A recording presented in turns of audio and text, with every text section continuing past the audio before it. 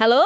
Oke, hari ini kita langsung aja nih. Kita mau bedah satu ponsel yang lagi banyak dibicarain karena harganya, Infinix Smart 10. Kita punya ulasan yang fokusnya ke pengalaman pakai sehari-hari ya, bukan cuma lihat spek di kertas gitu.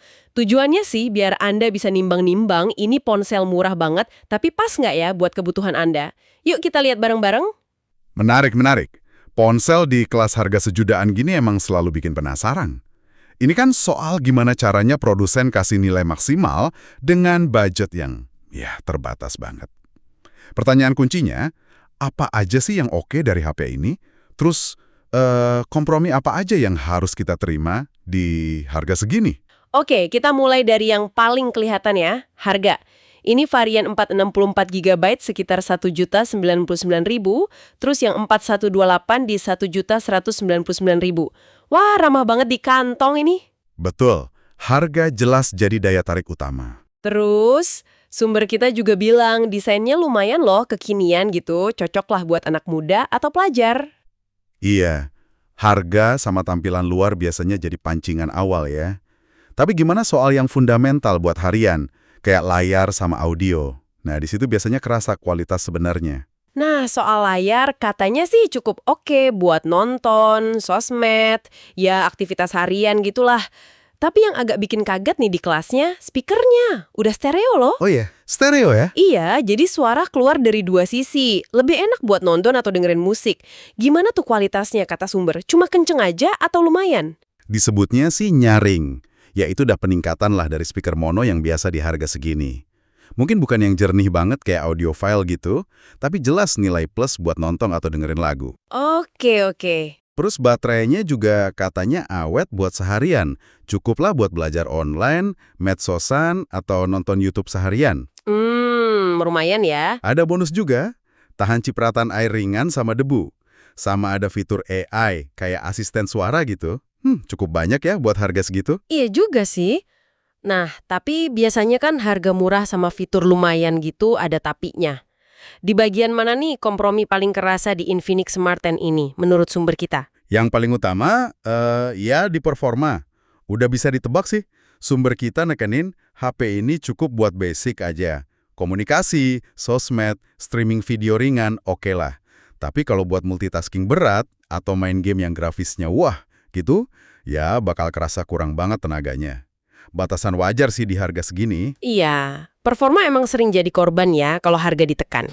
Selain soal kecepatan prosesor, ada lagi nggak yang perlu dicatat soal pengalaman harian? Ada beberapa. Pertama, ngecasnya. Ini agak lama, bisa lebih dari 2 jam buat penuh. Mesti sabar ekstra. Wah, lumayan ya nunggunya. Terus kamera. Kalau cahaya cukup sih hasilnya standar aja. Tapi sumber bilang kalau udah kurang cahaya atau malam, ya kurang bisa diandelin. Fotonya cenderung banyak bintik atau detailnya kurang gitu. Oke. Kalau soal softwarenya gimana? Ini sering jadi isu juga kan? Betul banget. Nah, HP ini datang dengan cukup banyak bloatware. Oh, aplikasi bawaan yang nggak perlu itu ya? Iya, aplikasi bawaan pabrik yang seringnya nggak kita pakai, makan memori, dan sayangnya nggak bisa dihapus. Agak ganggu sih kadang. Iya. Terus soal update software. Komitmen Infinix buat update sistem operasi jangka panjang biasanya terbatas. Jadi jangan terlalu berharap dapat update Android versi baru terus-terusan. Oke, jadi paling update keamanan aja mungkin ya? Kemungkinan besar gitu. Terakhir, soal awetnya. Kualitas bahan sama rakitannya mungkin nggak sekuat HP yang lebih mahal buat dipakai lama. Misalnya lebih dari 2 atau 3 tahun gitu. Komponen dalamnya sama baterainya bisa jadi lebih cepat turun performanya. Oke, jadi kalau kita rangkum nih dari ulasan ini ya, Infinix Smart 10 itu daya tariknya kuat banget di harga yang super murah. Desainnya kekinian, layar oke buat harian, speaker udah stereo, ini bagus di kelasnya, baterai awet, plus ada bonus tahan cipratan air sama fitur AI.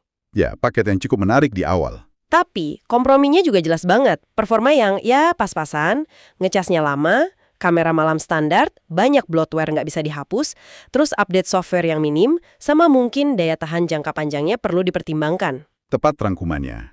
Semua balik lagi ke prioritas masing-masing pengguna kan? Coplah buat pelajar yang baru pertama pakai smartphone, atau mungkin buat HP kedua. Setuju. Target pasarnya jelas. Tapi ya itu, kurang pas kalau prioritasnya performa ngebut buat game atau kamera yang harus bagus di semua kondisi. Atau mau dipakai buat 3 tahun lebih gitu. Gimana menurut Anda? Cocok nggak sama yang Anda cari? Kasus Infinix Smart 10 ini sebenarnya cerminan yang menarik ya soal dilema di pasar HP murah meriah. Ini bikin kita jadi nanya ke diri sendiri, kalau budget bener-bener mepet banget, fitur apa sih yang paling penting buat kita pribadi? Dan apakah harga yang murah banget itu selalu sepadan sama kompromi di performa atau mungkin usia pakai HP-nya nanti? Sesuatu buat direnungkan ya.